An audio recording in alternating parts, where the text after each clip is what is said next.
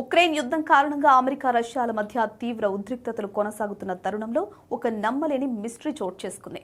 America మిలిటరీకి చెందిన Boeing C-17 globe master 3 విమానం రష్యా రాజధాని మాస్కోలోని నుకోవో ఎయిర్పోర్ట్లో ల్యాండ్ అయింది. ఈ భారీ విమానం రష్యా కిందకొచ్చింది, అందులో ఎవరున్నారు, ఏముంది అనే విషయాలపై అమెరికా పెదవి విప్పలేదు.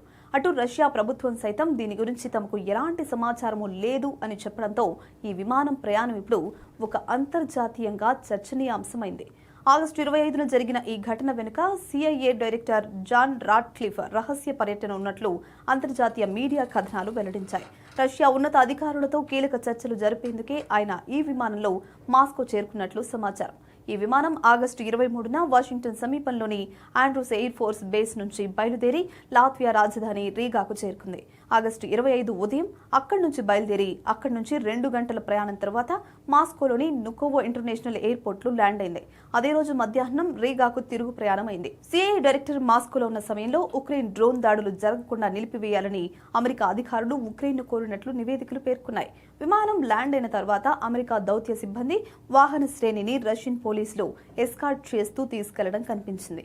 ఇది ఇలా ఉంటే ఈ విమానం రాకపై తమకు ఎలాంటి ముందస్తు సమాచారమూ లేదని ఈ వ్యవహారంపై ప్రెసిడెంట్ పుతిన్ అధికారిక ప్రతినిధి దిమిత్రీ పెస్కోవ్ చెప్పారు.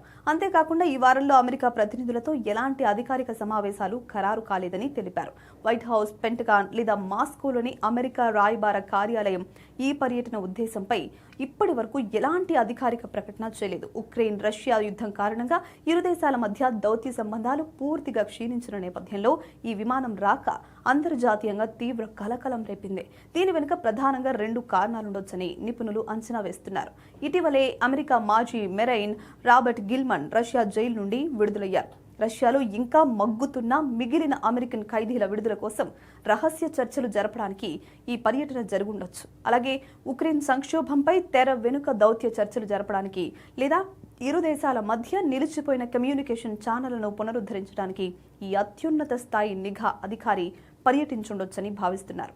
ఈ ఏడాది జనవరిలో అమెరికా ప్రత్యేక ప్రతినిధులు Jared Kushner, Steven Witkoff Russia పర్యటించినప్పుడు మాత్రమే చివరిసారిగా ఇలాంటి అమెరికన్ విమానం నేరుగా మాస్కోలో ల్యాండ్ అయింది.